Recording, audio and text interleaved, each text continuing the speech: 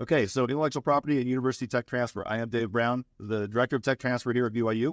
And so I'm going to walk you through kind of why we do what we do and how our process works.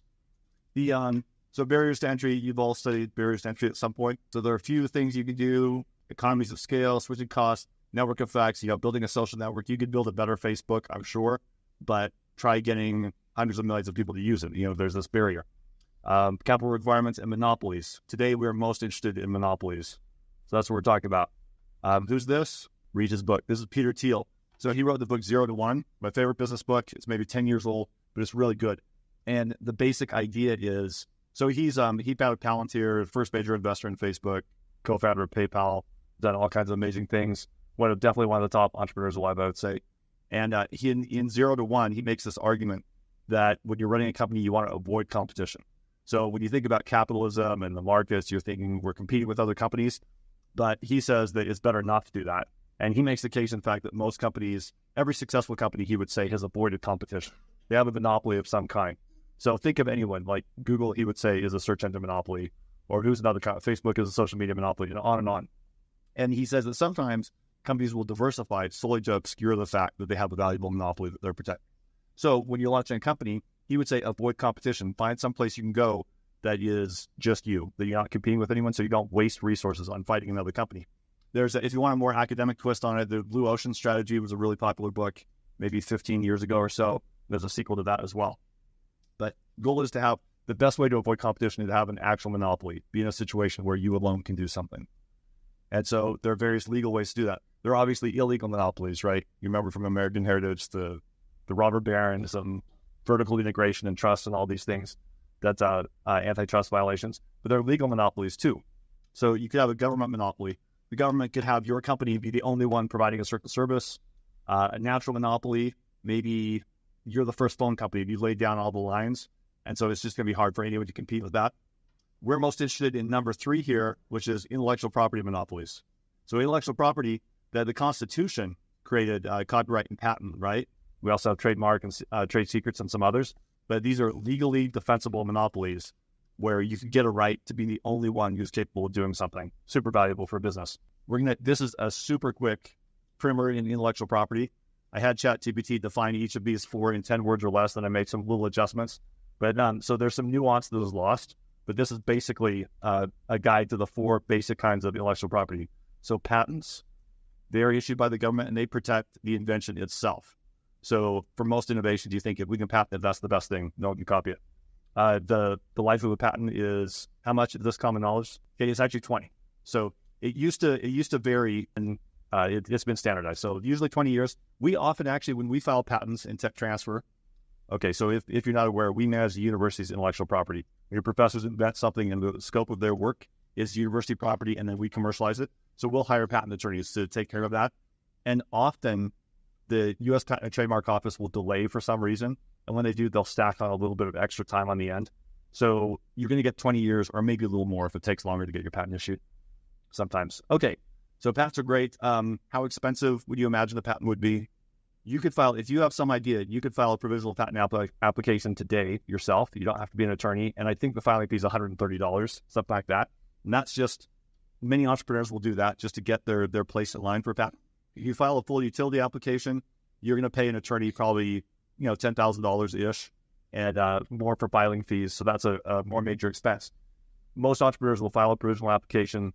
Then within 12 months, you file the full utility application, and it's as if it were filed back on the provisional date. Okay, we can talk about patenting as much or little as you want. Trademark, what's a trademark? It's just any indicator of where a product comes from. So, okay, so you're creating your labs product. As soon as you create it, maybe someone will create a rival product. It could happen, right? And then people, when they're going to buy your product online, they're going to want to know it's coming from you. So if it says iLabz, they'll be like, okay, it's one of their products, not the knockoff that we don't like as well, right? Okay, so a trademark, it could be a brand logo or symbol. It could also be a smell. How about sounds? Every cell phone company has like a 3-tone sound. Harley Davidson motorcycles make an intentional sound. Okay, it could also be a color. The insulation is pink, doesn't have to be, and so on. So anything that's a non-essential part of a product is probably indicating the origin. All right, copyright. So that's creating more creative things. Will copyright cover your iLabz product? Yeah, it will. It'll cover the software code. but what it's going to cover is your actual choice of words, the lines of code. The functionality could be achieved with different lines of code. So copyright won't save you from that. So it's kind of some value, but not super great. Okay, and then finally, trade secrets. What's a trade secret? Yeah, so a recipe, Coca-Cola, KFC, these people who really tout their recipes will say, yeah, there's Pepsi and there's Church of Chicken or whatever, but like ours is distinctive. And it's valuable because they keep a secret. So there are actually trade secret laws too. This has just come around in the last few years at the state and federal levels, but those mostly go to how much you can sue someone for if they steal your customer list or something like that. For your product, would trade secret make sense? Could that be a trade secret? Just don't you have to show people your product? Yeah, so parts of it, your customer list is going to be an essential part of the business, and that you'll keep secret. And you'll probably have employees sign, if you have employees, sign an employment agreement, and they'll agree not to disclose that to anyone, right? So yeah, that's a good example. What about the product itself? So I assume it doesn't have to be, but it could be a SaaS model product. So people go to a website and they access your simulation, they do it, and then they're done. They get whatever output you want. So in that situation, you're never going to give them the lines of code. They're not going to download it. It's just somewhere over on your server. So to get to it, they would have to do something illegal. They would have to hack into your server, and then they'd have criminal problems. So you could keep it as a trade secret. That's something you guys should think about, right? So let's see if monopolies have cash value. This is an example of a drug. I'm not even familiar with the drug. It doesn't matter. All the charts look like this. So at some point on this chart, the drug went off patent. Can you guess where? Okay, it's obviously the massive decline, right? So I think this might be in pounds, but pounds or dollars. The product was selling for $60 a pill or whatever, and then suddenly it's selling for 35 cents. And so what happened is it went off patent. So patent's super valuable. What's the patent value like for a pharmaceutical company, do you think? So how much does it cost to develop a new drug, do you think? Yeah, $1 to $2 billion. Yeah, so quite expensive. There are only a handful of companies that can consistently do that. And so you create your drug, you're like, fantastic. It does whatever it does. And so you want to get to market, but now you have 8 years of FDA approval before it can get to market. You don't want to wait till that's over to file your patent. Someone else might file a patent, or it might become publicly known. So you're going to file your patent, then do 8 years of regulation, and then maybe get to market. And if you do, you'll have at most 12 years of patent life, right? So patent life always seems kind of short for pharmaceuticals. So if you're a pharmaceutical company, you're like, I'm only going to have 12 years to make money. I don't know. So do you charge a lot or a little? I think. So we've just uncovered why drugs cost so much, right? That is why, because of the economics there. If patent life were longer, maybe it would cost a little bit less. But you can see as soon as the patent life is over, the generic companies are just waiting there to release their generic versions, and so the price just plummets. Okay, there are things that pharmaceutical companies do, obviously, like do new versions of their drugs and things. Let's try to get around that. All right, so as an entrepreneur, you guys are launching something. Any entrepreneur is going to need to buy a monopoly. Well, you could say you need to buy a barrier to entry, and one of those could be a monopoly. So what I'm trying to indicate with this chart is there are entrepreneurs, people who need monopolies, and there are inventors, people who create monopolies. They are seldom the same person. There are some people who are both entrepreneurs and inventors.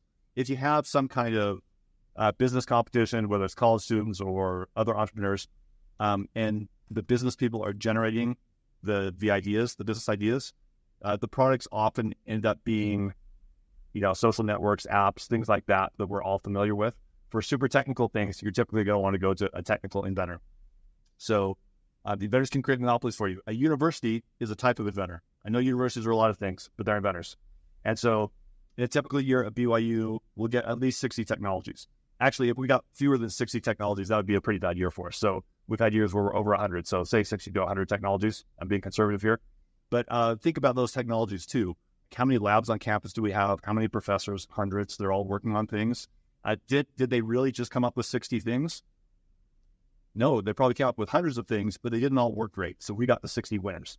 So our technologies are kind of pre-vetted. So that's nice. Nationwide, if you look at all the major universities, something around 24,000 inventions come through tech transfer each year. So that's a lot. Here's how you would go about looking for technology at BYU. And speed me through this if it's not interesting, because I know you guys have your technology already. But we have a website, techtransfer.byu.edu. You can, if you're on a device, you can look at it there. There's a technologies tab. So you can click on that, and then it'll take you to this page. On here, what we're trying to do is make our technologies easier for people to see, so you don't have to read through patents or read academic papers necessarily. So we've created these sell sheets where it's one page. Thanks to AI, you can display a product that doesn't exist yet, right? You can just show it. You can, have you guys created mock-ups of your product? Oh, it's a working product already? Okay. You can show people the real thing. But if it weren't ready yet, you could make it look very real, knowing what you're going to create. And then on these sheets, it'll give you like 4 key business principles or aspects of the business, the technology, so that you can decide whether to pursue it further. If people are interested in pursuing one of them further, then they reach out to us. We give them more detailed technical information and introduce them to the inventors. Also, we profile some technologies on our YouTube channel. So this is one we're talking today, saying for the recording on October 4th. So in a couple of days, this will go up on the YouTube channel. In a few days, this is a no boil over pot. So there's a sensor in the lid. It's taking the temperature of whatever you're cooking, and it has Wi-Fi connection to the actuator on the oven itself. So you can set something to boil, so it'll crank the heat up all the way and boil out really fast. But as soon as it reaches the desired temperature, it's going to lower the temperature so it'll boil over. Makes sense? So, that should exist, and it will. And so this will be up actually Monday. It's like a 20-minute explanation of the thing, so people can see that, decide if they're interested. I'm pretty sure someone will license this one. Okay, that's our YouTube channel. All right. So terms of a deal with BYU, interesting or no? Does anyone know? Okay. So here's what we've tried to do. We've tried to create a deal that is really good for students, and we think we have. And every year we do a bunch of student startups. We would just like to do more. I'm more focused on that. And still, like, even in this year, we've been pushing startups really hard, but the overwhelming majority of our deals are actually licenses to existing companies. So we would like to shift more strongly towards startup companies. And so we have a deal structure where experienced entrepreneurs will look at it and say, this is great. I definitely should have done this as a student. But for students, I'm not sure it's quite as compelling. I'll ask you some more about that in a minute. But here's what the deal is. We want the startups to not have to pay any cash up front. And we want them, where possible, to own the technology outright. For technical reasons that you might not be interested in, BYU is in a better position to sell technologies outright than other universities. Most universities want a license too. So we can sell it outright. The startup company can own it. It's on your balance sheet. Now you have an asset that's maybe worth $1 million or $2 million. That's good. And then you don't pay anything until you're making money. You pay essentially a royalty, and we own a piece of equity in the company. So that's the structure. So to us, it looks like it's no risk. And to people who license from us, it looks that way too. But that's how we've tried to structure it. We do a variety of things, though. We'll do deals different ways that make sense. So, and then if there are patent costs, we give people a year to pay those. So, all right, here's some example licensees. These are just the first ones I saw on LinkedIn when I was putting together the slide deck. So Halio, do you know these guys? Tucker Bateman and Fritz and Michael. They're students. They're your classmates. Fritz was a student body president last year, so he could look familiar. And then the other two were in kind of life sciences students. And so this is a technology that it's microorganisms that grow into the roots of plants. So you can cook seeds with them, or you can actually treat soil with them. And then the microorganisms sequester salt. So you can grow plants in saltier soil. When you put water over your fields repeatedly, even if it's completely fresh water, it is going to build up salt over time. So you have to do things to treat that. And so one way you could address it is to actually treat the seeds, make them grow in saltier soil, so you just don't care about that as much. And then there's a lot of soil in the world that could support plants, but is just a little too salty. So that's good. It can help people in third world countries as well. Definitely an international product, and they're working on that with a complicated patenting system or patenting scenario. All right, we don't have to talk about all the others. It's good to point out some things are out there in stores. People kind of, when you want to know of successes of tech transfer, sometimes people want to know about consumer products. So bottom right, that's horse cleaner, like wound cleaner for high-end animals. I use it for my dog when it gets an ear infection. But you can find that at IFA and stores like that. It's PuraShield. Works really well. What it does is the technology in it fights microorganisms by cutting open the membranes of the cells rather than looking for receptors like your immune system does. It mimics a common component of our skin. So that works really well. There's Arthritis Wonder. I put that up. That's a cream that is in Walgreens and all over the place. You can see it. So, but anyway, these others are good too. All right. Those are a few companies. Let's have Q&A from you, and then I have another slide. I have a question for you. So what else can we discuss that's helpful for you? Yeah, let's talk about license versus assignment. So think of a license like leasing anything, like leasing a car or leasing a house. So if I'm the licensor or BYU's, let's say I own the technology, I own the patent, but I'm going to sign a license deal with you and you get to use it. And so there could be a few different flavors of that, right? I could do a deal with you where the deal is it's an exclusive license. You can use it and no one else can. So I'm licensed to you, but you're the sole person using it. Or I could say it's non-exclusive, you get to use it, but I'm going to license some other people too. So you better hustle because there's going to be some competition, So that's how licensing works. An assignment is like an outright sale. That's like, if you want to buy a car and instead of leasing it, you just pay cash. Like, here's the $30,000 now, it's my car. So we can sell technologies outright. And the difference between us and other universities is that more of our inventions result from research that is not federally funded. If something's federally funded, you need permission from the government before you can sell it outright.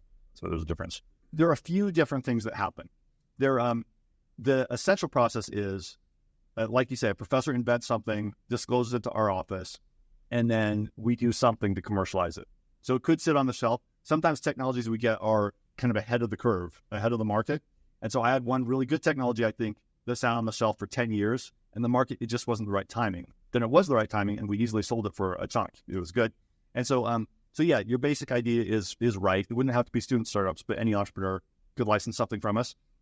Often our inventions will result from research with a company. So outside company is sponsoring research here. And if things go well, then they'll want to acquire the technology. So those ones go really fast. Sometimes we have a professor who creates a stream of technologies that are right for a company we've already done business with. So we already have kind of a channel for that. You guys look like you're ready for my question. Good. All right. So this is Alex Hormozi. You have to know who he is. He's all over social media, right? Just in the past year, he's blown up everywhere. And he has this concept of an irresistible offer, which is an offer, so compelling offer you can't refuse. And so we're trying to do that with how we position our technologies for startups, for especially student startups. His key elements for an offer like that is it needs to be high value. Okay, technology potentially worth millions of dollars. Check, high value. Believability, offer should be credible and realistic. We've done thousands of deals. Pretty credible, I think. Clarity, benefit and terms must be easily understood. That's the sort of conversation we're having now. Like, there is an education curve when you learn about tech transfer and how to commercialize IP, right? So that's something we probably need to work on. Quick returns, provide immediate or rapid benefits to the customer. I think this is where we're failing. Like, if we made the perfect offer to student entrepreneurs, we'd have students lined up around the block waiting to license from us, right? And we don't. I think it's partly because of lack of clarity and partly because of lack of quick returns. Most startup companies, it's going to be a while before you're making money, right? And so I do have a concept that I'm working on addressing, but what are some ideas? How could we do better? How would we make a better offer to student entrepreneurs? Just exposure. Maybe I think Alex Hormozi's thing assumes that you're actually getting the offer out to people, and tech transfer does fly under the radar. When we survey students, our recognition that we exist is pretty low. So that's a great point. Yeah.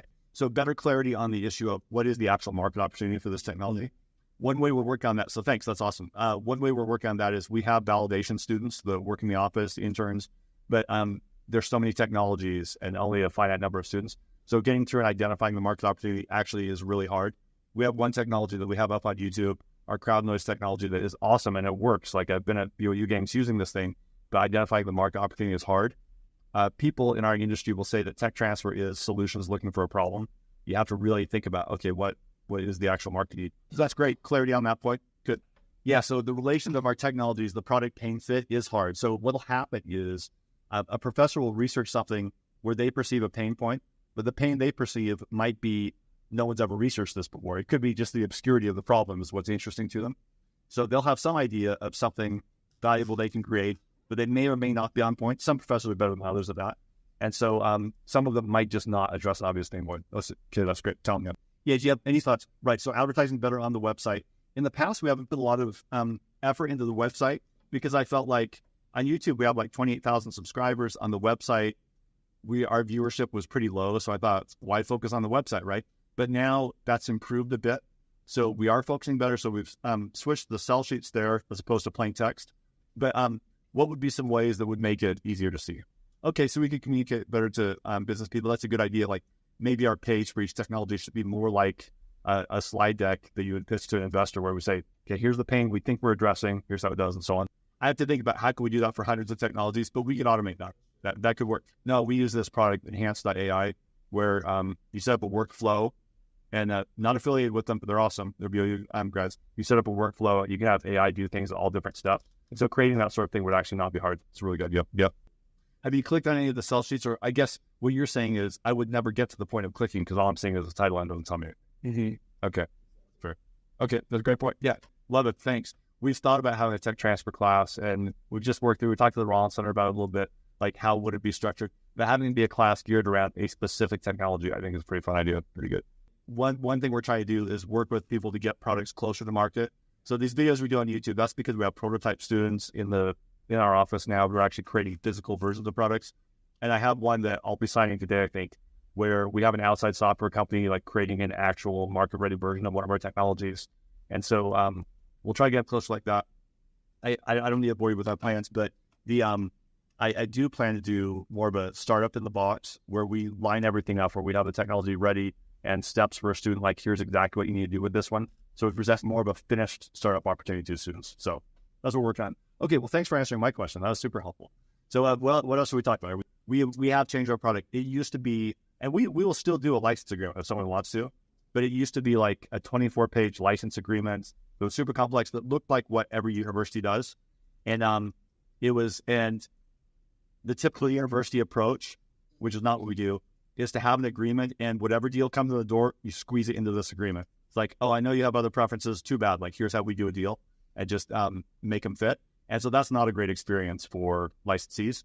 What we do now, like our assignment agreement is, I don't know, there's some pages. What is it? Maybe 6 pages or something like that. But we've tried to make things very simple and make it so that it's a one-time quick transaction. We've had our fastest transaction was from meeting the person to closing the deal was 3 weeks. So that's pretty good. I challenge any other tech transfer office to be that. But we can be pretty efficient if people want to. So that's interesting. So over the years, there have been different people in our office, and some people will be more hands-on or not.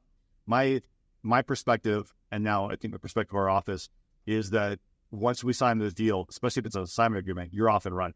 So I don't want to interfere with the business that's going. And I do think we're very flexible. Like, we'll agree and go along with things and make changes as we go. One way to look at what we do is we're interfacing with different groups of people. We need to work on the user interface in each of these places. So in the past, we did get complaints from people about complexity. We haven't had that type of complaint for a while. So, okay, so how much would we need to know about your business plans in order to do a deal? So one thing is, when you're looking at one of our technologies, what you need to screen for, I will answer the question I promise. What you need to screen for is patentability. Make sure you like the IP position, that you're getting something that's valuable to you. Marketability, make sure there actually is a market opportunity. And then professor. You're going to be working with a professor. So one thing you could run into that could potentially be frustrating is maybe you and the professor just don't see eye to eye in some fundamental way. You don't have to agree. Like, we always tell the professors, we have this vision of what the technology is, but once we get in the market, it's just flowing downstream. It's going to go wherever the market wants it to go. And so I think they mostly understand that. Our professors are overwhelmingly great to work with. We want to make sure you have a fit there. And then as long as they're comfortable with you and the deal terms make sense, I don't need to know a lot about your business. In an agreement, sometimes you'll deal with sub-licensing, for example. So if you're running a business where it's all about sub-licensing, then you're going to focus in on those terms of the agreement in a way that most licensees wouldn't. And so it might become a little bit obvious what you're trying to do. But no, I think surprise us by doing something awesome. Some people will wonder, if we're licensing from a university, is the university going to want to own half the company or something like that? That would be crazy. Like, if they want to, then the answer is no, right? But no, so we usually take a 10% dilutable equity position and then a 5% royalty. So talk to a lot of entrepreneurs, you're going to come away feeling like that's pretty reasonable, I think. Okay. Yeah, so mentoring by BYU. So short answer, yes.